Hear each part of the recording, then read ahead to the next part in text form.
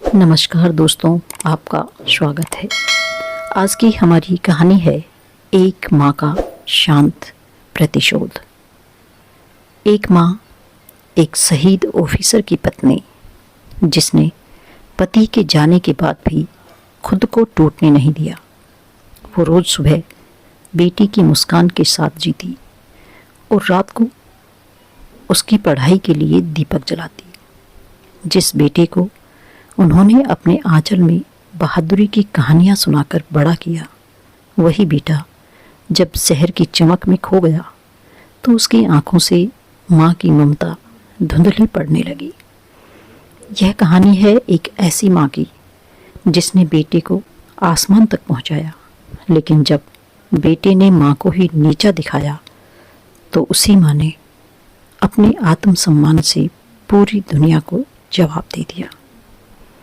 सीमा जी 60 वर्षीय, सौम्य, सुंदर, सूती साड़ी और माथे पर छोटी सी बिंदी, एक प्रभावशाली व्यक्तित्व वाली महिला। चेहरे पर गहरी शांति, जैसे जीवन के सारे तूफानों को पार कर अब ठहराव पा लिया हो। कभी वही आंखें थी जो बरसों पहले अपने पति सुरेश जी के कंधे पर सिर रखकर सपने देखा करती थी। एक छोटे प्यारे से घर का, हंसी खुशी जीवन गुजारने का। आज एक प्रभावशाली व्यक्तित्व के साथ लोगों के सामने एक सबक लेकर खड़ी थी। सीमा जी की शादी सुरेश से हुई थी, जो एक आर्मी ऑफिसर थे। उनका जीवन बड़ा खुशहाल व समृद्ध बीत रहा था। उनके यहाँ एक बेटे का जन्म हुआ। वो बहुत खुश थी, जैसे दुनिया की सारी खुशियाँ उनके कदमों में आ गिरी हो। पति आर्मी में ऑफिसर होने के कारण उनकी एक शहर से दूसरी शहर में ट्रांसफ़र होती रहती थी। सब अच्छा चल रहा था, लेकिन किस्मत को कुछ और ही मंजूर था। जब उनका बेटा रोहन 5 साल का हुआ तो सीमा जी के पति सुरेश जी आर्मी में शहीद हो गए। उनकी पोस्टिंग नक्सल प्रभावित इलाके में थी और एक दिन नक्सलवादियों से मुठभेड़ में उनकी जान चली गई। सीमा जी का जीवन जैसे बिल्कुल बिखर गया। उसे वापस ससुराल आना पड़ा। ससुराल में सीमा जी की सास ससुर के अलावा उनके बड़े जेठ जेठानी भी थे, लेकिन उन्हें वहाँ वह सम्मान और इज्जत नहीं मिली, बल्कि परिवार के लोग उन्हें ही अपने बेटे की मौत का दोषी ठहराने लगे। सीमा जी की सास बात बात पर उन्हें ताने देती थी कि तुम्हारी ही किस्मत खराब है, इसलिए मेरा बेटा हम सबको छोड़कर चला गया। लेकिन सीमा जी ने हिम्मत नहीं हारी और ना ही टूटी। वो जानती थी अब उनका हर आंसू, हर सांस उनके बेटे के भविष्य की जिम्मेदारी है। उन्होंने दर्द को आंचल में समेट लिया और चेहरे पर मुस्कान ओढ़ ली। सीमा जी ने अपने अकेलेपन को अपने बेटे के सपनों में ढाल दिया। उन्होंने अपने जीवन का हर अध्याय इस तरह लिखा कि दूसरों के बच्चों को भी उम्मीद और हिम्मत मिलती रहे। उन्हें अनुकंपा के आधार पर गांव के सरकारी स्कूल में प्राइमरी टीचर की नौकरी मिल गई। वह ससुराल में रहकर ही अपने बेटे रोहन का पालन पोषण करने लगी। वह हमेशा अपने बेटे को बहादुरी और अच्छे संस्कारों की शिक्षा देती थी। हमेशा रोहन को उसके पापा सुरेश जी की हिम्मत और बहादुरी के किस्से सुनाती और मन लगाकर पढ़ने की बात करती। सीमा जी अच्छी माँ होने के साथ साथ एक अच्छी शिक्षिका भी थी। वह अपने हर स्टूडेंट का मार्गदर्शन करती और उन्हें भी बहादुर और अच्छे इंसान बनने का पाठ पढ़ाती। धीरे धीरे समय बीतता गया और रोहन बड़ा हो गया। वो छोटा सा रोहन जो कभी माँ के आंचल में सिर रखकर सो जाया करता था, अब दिल्ली के एक बड़े सरकारी पद पर था। सीमा जी के लिए यह सिर्फ बेटे की सफलता नहीं थी, बल्कि सालों की तपस्या का फल था। रोहन ने भी उच्च सरकारी पद पर नौकरी प्राप्त करने के लिए मन लगाकर पढ़ाई की थी। दिल्ली में जॉब लगने के बाद गांव से रोज आना जाना मुश्किल हो गया था। इसलिए सीमा जी ने अपनी पूरी जमा पूंजी लगाकर बेटे के लिए गुड़गांव की एक सोसाइटी में 3 बेडरूम का फ्लैट लेकर दिया। रोहन अब एक कामयाब और सफल इंसान था। उसके लिए एक से एक रिश्ते आने लगे। बड़े बड़े घर की लड़कियां उससे शादी करने के लिए तैयार थी, लेकिन सीमा जी ने एक खूबसूरत पढ़ी लिखी वह सामान्य घर की लड़की को अपनी बहू के रूप में चुना। और फिर रोहन की जिंदगी में आई रिया, एक सुंदर, आत्मविश्वासी, आधुनिक विचारों वाली लड़की। पहली बार जब सीमा जी ने उसे देखा तो मन ही मन बोली, मेरे रोहन के जीवन में रंग आ गए। शादी धूमधाम से हुई। मेहमानों के बीच सीमा जी की आंखों में सिर्फ एक बात थी, अब मेरा बेटा अकेला नहीं है। शुरुआती महीने हंसी खुशी में बीते। रिया के पास स्टाइल था, आत्मविश्वास था और बातें करने का अंदाज ऐसा कि सब उसे पसंद करते थे। सीमा जी को वह शुरू में अपनी बेटी जैसी लगी। वो उसे रसोई में सिखाती, कहती, बेटा घर को संभालना आसान नहीं, पर प्यार से सब हो जाता है।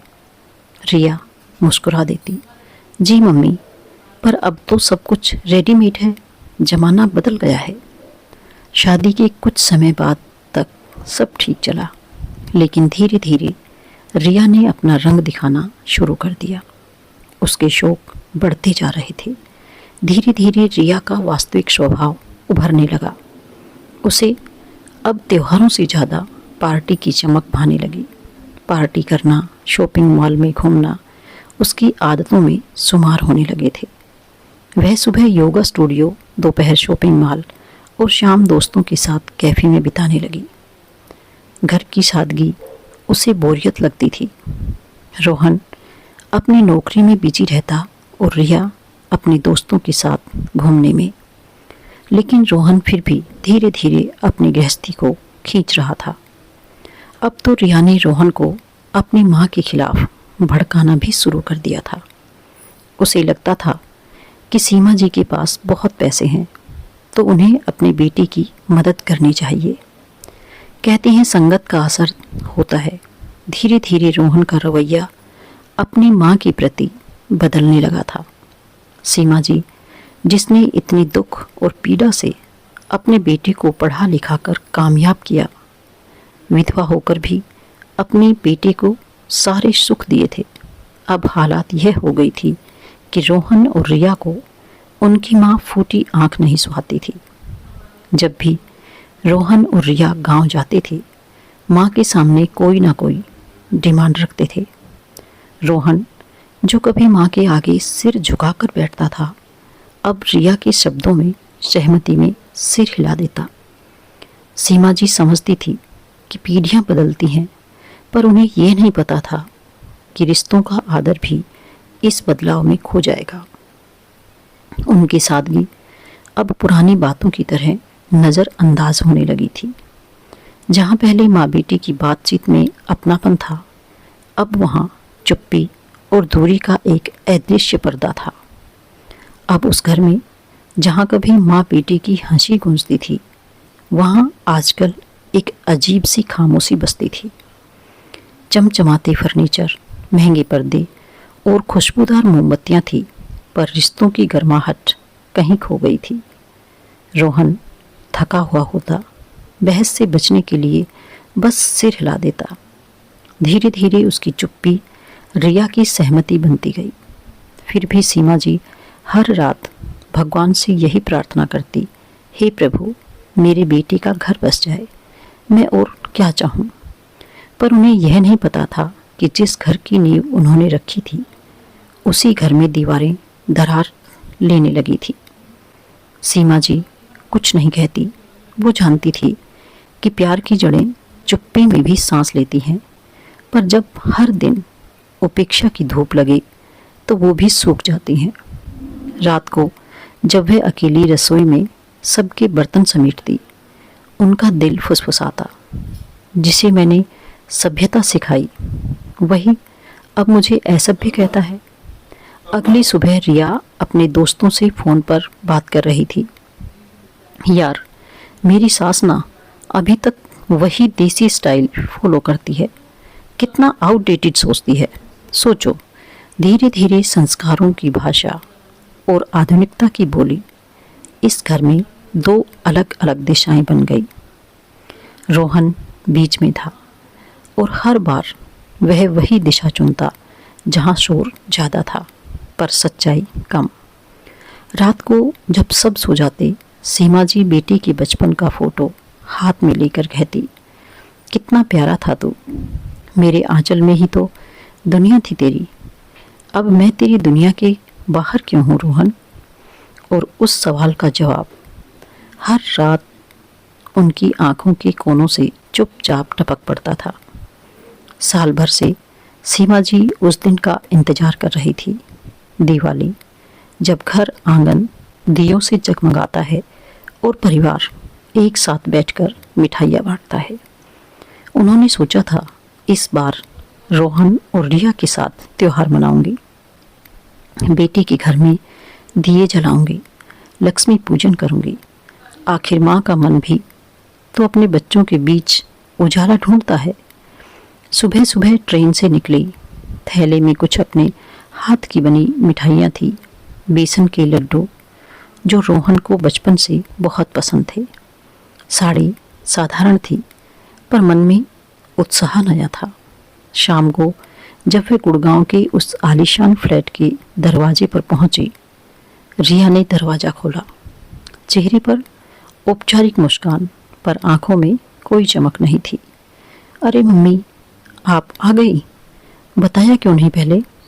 स्वर में मिठास थी मगर मन में झिझक। सीमा जी मुस्कुराई, सोचा तुम्हें सरप्राइज दूं, बेटा बहू के साथ दिवाली मनाऊंगी। वो अंदर आई और देखा, बैठक में पहले से दो मेहमान बैठे थे, रिया के माँ पापा। सजे हुए कमरे में ढेरों उपहार, मोमबत्तियाँ और परफ्यूम की खुशबू फैली हुई थी, पर माँ के लिए जगह नहीं थी। थोड़ी देर बाद रिया बोली, मम्मी देखिए ना, तीनों बेडरूम तो फुल हैं, एक में हम, दूसरे में मम्मी पापा और तीसरे में होम थिएटर है। आपको हॉल में ही एडजस्ट करना पड़ेगा, हमने फोल्डिंग लगवा दी है। उसके शब्द हवा में ऐसे गिरे जैसे किसी ने सम्मान पर मिट्टी डाल दी हो। सीमा जी कुछ पल तक खामोश रही, फिर मुस्कुराने की कोशिश की पर होंठ कांप उठे। कोई बात नहीं बेटा, मैं यही ठीक हूँ, हॉल भी तो घर का हिस्सा है। लेकिन भीतर कुछ टूट गया था। वो फोल्डिंग पर बैठी जहाँ पहले से रखे सजावटी कुशन ने अब उन्हें पराईपन का एहसास कराया। रात को जब सब दिए जला रहे थे, रिया अपनी माँ के साथ सेल्फी ले रही थी। रोहन मेहमानों को मिठाई परोस रहा था। कोई नहीं देख पाया कि उसी कमरे के कोने में एक माँ का दीपक बिना तेल के बुझता जा रहा था। सीमा जी ने बेटी की ओर देखा, वो मुस्कुरा रहा था पर उसकी मुस्कान में माँ की जगह अब समाज का दिखावा था।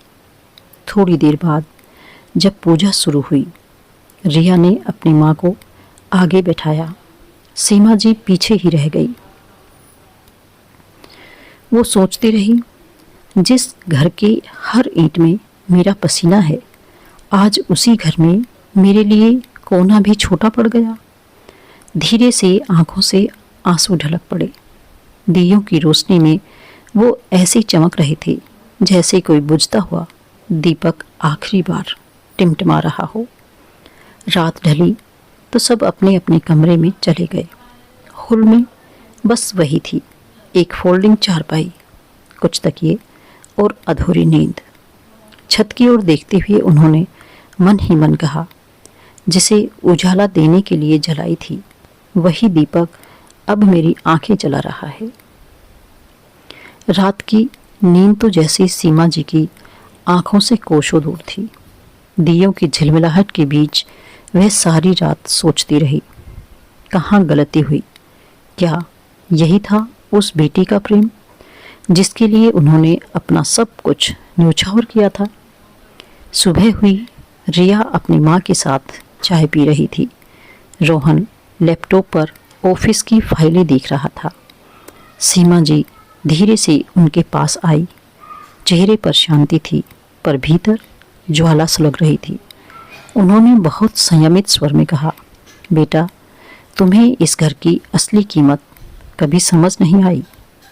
रोहन ने चौंक कर देखा। क्या मतलब मम्मी? सीमा जी की आवाज़ अब दृढ़ थी।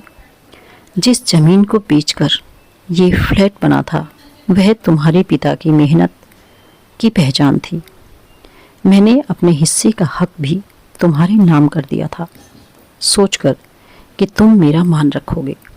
लेकिन आज समझ आई, बेटा, माँ का सम्मान अगर बेटी की दया पर टिका हो तो वो सम्मान नहीं, अपमान होता है। कमरे में सन्नाटा छा गया। रिया और उसके माता पिता झेप गए। रोहन कुछ कहना चाहता था, पर शब्द गले में अटक गए। सीमा जी ने अपना बैग उठाया। सिर्फ वही थैला जिसमें रात को रखा चश्मा, पूजा की किताब और अध खाया लड्डू था। उन्होंने दरवाजे की ओर कदम बढ़ाए। हर कदम के साथ उनके मन से एक एक बंधन टूटता जा रहा था। मैं जा रही हूँ रोहन, अब अपने लिए नहीं, अपने आत्मसम्मान के लिए। 2 दिन बाद वो अपने गांव लौट आई। सालों पुराना घर था, पर वहाँ की हवा में अपनापन था। गांव लौटने के कुछ ही दिनों बाद सीमा जी ने पुरानी लकड़ी की अलमारी से फाइलें निकाली। बैंक के दस्तावेज, प्रॉपर्टी पेपर्स और वो सब रसीदें जो उन्होंने बेटी के नाम करते वक्त विश्वास से साइन की थी। अपनी चश्मा सीधी की और दस्तावेजों को एक एक पन्ना ध्यान से देखा। अब वही हाथ कलम उठाने जा रहा था नए फैसले के लिए। वकील ने पूछा, माँ जी, आप सच में सब वापस लेना चाहती हैं? सीमा जी मुस्कुराई। हाँ बेटा, अब जो रहेगा वो मेरे नाम से रहेगा, क्योंकि ममता दी जा सकती है, लेकिन स्वाभिमान छीना नहीं जा सकता। उनके चेहरे पर अब ना कोई दर्द था, ना आंसू, बस एक निर्णय की ठोस चमक थी। उनके वकील मृदुल शर्मा एक ईमानदार और संवेदनशील व्यक्ति थे। उन्होंने फाइलें देखी, मुस्कुराते हुए बोले, माँ जी, आपके सारे ट्रांजैक्शन बैंक रिकॉर्ड में साफ हैं। आपने फ्लैट की पेमेंट अपने अकाउंट से की और आप को ओनर भी हैं। कानून आपके साथ है। सीमा जी ने शांति से कहा, मैं बदला नहीं लेना चाहती बेटा, बस अब अपने जीवन का हक वापस पाना चाहती हूँ। 3 दिन बाद गुड़गांव की उस चमकदार अपार्टमेंट में एक लीगल नोटिस पहुंचा। रिया ने दस्तावेज खोला। पढ़ते पढ़ते चेहरा उतर गया। रोहन ने फाइल छीन ली और उसमें लिखा पाया, आपको 30 दिनों के भीतर उक्त संपत्ति खाली करनी होगी, अन्यथा विधिक कार्रवाई की जाएगी। नीचे साफ लिखा था, section 44 transfer of property act, जो बताता है कि सहस्वामी को ओनर अपनी हिस्सेदारी के अधिकार से किसी को बेदखल कर सकता है, अगर संपत्ति रहने के लिए दी गई हो, ना कि उपहार में दी गई हो। रिया तिलमिला उठी। आपकी मम्मी ने हमें कोर्ट में घसीटा है, ये तो पब्लिक में शर्मिंदगी होगी। रोहन की आंखें नम हो आई। उसे पहली बार एहसास हुआ, वो माँ जिसे उसने अपमानित किया, आज उसी माँ ने उसे कानून की भाषा में जवाब दिया है। वह चुपचाप कुर्सी पर बैठ गया। दीवार पर टंगी माँ की पुरानी तस्वीर में उसे जैसे वो ही नजर आई जिसने तुम्हें बोलना सिखाया, वही अब तुम्हें चुप करा रही है। सीमा जी ने वकील से कहा, अगर बेटा समझ गया तो अच्छा है, वरना अब न्याय का रास्ता मेरा अपना होगा। उनकी आंखों में आंसू नहीं थे, बस एक माँ का आत्मसम्मान जो अब कानून की ढाल में बदल चुका था। कानूनी नोटिस ने जैसे उस घर की दीवारों को हिला दिया था। गुड़गांव की ऊंची सोसाइटी का वो चमकता फ्लैट अब रिया के लिए बोझ बन गया था। जहाँ कभी वो दोस्तों के सामने शान दिखाती थी, अब वही घर उसे ताने मार रहा था। जहाँ ममता का अपमान हुआ, वहाँ सुख टिकता नहीं। रिया के माता पिता कुछ ही दिनों में लौट गए। समाज में बात फैल गई कि बहू ने सास को होल में सुलाया था और अब वही सास ने कानूनी नोटिस भेज दिया है। रिया के लिए ये बदनामी असहनीय थी। वो गुस्से, डर और शर्म के बीच डगमगाने लगी। रोहन ने माँ को कई बार फ़ोन किया, कभी रोकर, कभी विनती करके, माँ प्लीज़ मैं गलती मानता हूँ, घर वापस आ जाइए। पर सीमा जी की आवाज़ अब शांत थी पर दृढ़। बेटा, जिस घर में माँ के लिए जगह नहीं, वहाँ अब माँ का हक भी नहीं रहेगा। उनके शब्दों में न क्रोध था न कटुता, बस एक निष्कर्ष जो एक लंबे अपमान के बाद आत्मा की गहराई से निकलता है। रोहन चुप था। उसे वो दिन याद आया जब वही माँ स्कूल से लौटकर उसका गर्म दूध और होमवर्क के साथ इंतजार करती थी। उसे याद आया कैसे उन्होंने पिता के शहीद होने के बाद भी एक आंसू नहीं बहाया, सिर्फ इतना कहा था, अब तुम्हें ही मेरी साहस की पहचान बनना है। आज वही माँ अपने साहस की सबसे बड़ी मिसाल बन चुकी थी और बेटा सिर झुकाकर खड़ा था। रिया की आंखों में पहली बार अहंकार की जगह पछतावा था। उसने कहा, मैंने उन्हें समझा ही नहीं, वो तो घर की असली दीवार थी। रोहन के शब्द भर्रा गए। हमने माँ को दिल तोड़ा और अब उसी दिल की छाया खो दी। सीमा जी ने अदालत में अपनी याचिका वापस नहीं ली, लेकिन उन्होंने अपने दिल से कड़वाहट मिटा दी। वो बोली, मेरा मकसद तुम्हें सजा देना नहीं था, बस तुम्हें आईना दिखाना था। और उसी दिन से रोहन के भीतर का अहंकार मर गया और बेटा फिर से जन्म ले लिया। कुछ महीने बीत गए। गांव की स्कूल की उस पुराने बरामदे में अब भी सीमा जी हर सुबह बच्चों को पढ़ाती थी। उनकी सादगी में एक नई चमक थी, शायद स्वाभिमान की, शायद मुक्ति की। एक दिन दोपहर में स्कूल के गेट पर एक काली कार आकर रुकी। बच्चे दौड़ते हुए बोले, मैडम, कोई बड़े साहब आपसे मिलने आए हैं। सीमा जी ने देखा, सूट बूट में खड़ा उनका बेटा रोहन। चेहरा थका हुआ था पर आंखों में नमी थी। हाथों में मिठाई का डिब्बा और एक छोटी सी थैली थी। वो पास आया, धीरे से बोला, माँ, मैं आपको लेने आया हूँ। घर फिर से आपका इंतजार कर रहा है। सीमा जी ने मुस्कुराकर कहा, घर तो वही था बेटा, बस तुमने उसकी नींव खो दी थी। रोहन की आंखों से आंसू बह निकले। माँ, मैंने सबको खो दिया, अपनी शांति, अपना सम्मान और सबसे बड़ी बात आपका विश्वास। रिया भी अब बदल गई है माँ। उसने माफ़ी मांगी है, कहती है अब सास नहीं, माँ बनकर साथ रहिए। सीमा जी कुछ पल चुप रही, फिर धीरे से बोली, जो अपने अहंकार को हर लेता है वही असली विजेता होता है। कुछ दिनों बाद गुड़गांव की वही सोसाइटी जहाँ कभी सीमा जी के लिए जगह नहीं थी, अब उनके स्वागत के फूलों से सजी हुई थी। रिया ने दरवाजे पर आरती की थाली लेकर कहा, माँ, अब ये घर आपका है और हम आपके, मुझे माफ़ कर दीजिए। सीमा जी ने उसका सिर सहलाया। बिटिया, घर दीवारों से नहीं, दिलों से बनता है। अब इसे संभालना तुम्हारा काम है। उस रात जब सब एक साथ बैठे थे तो वही घर जो कभी अहंकार का प्रतीक था अब सौहार्द की महक से भर गया था। सीमा जी ने चुपचाप दीपक जलाया और मन ही मन कहा, हे प्रभु, इस बार दिया बाहर नहीं भीतर जलाया है, ताकि ये रोशनी कभी न बुझे। दोस्तों, माँ का आशीर्वाद तब भी साथ रहता है जब बेटा उसे ठुकरा देता है, पर जब बेटा पश्चाताप करता है तो वही माँ अपने आंचल से उसका भविष्य लिख देती है।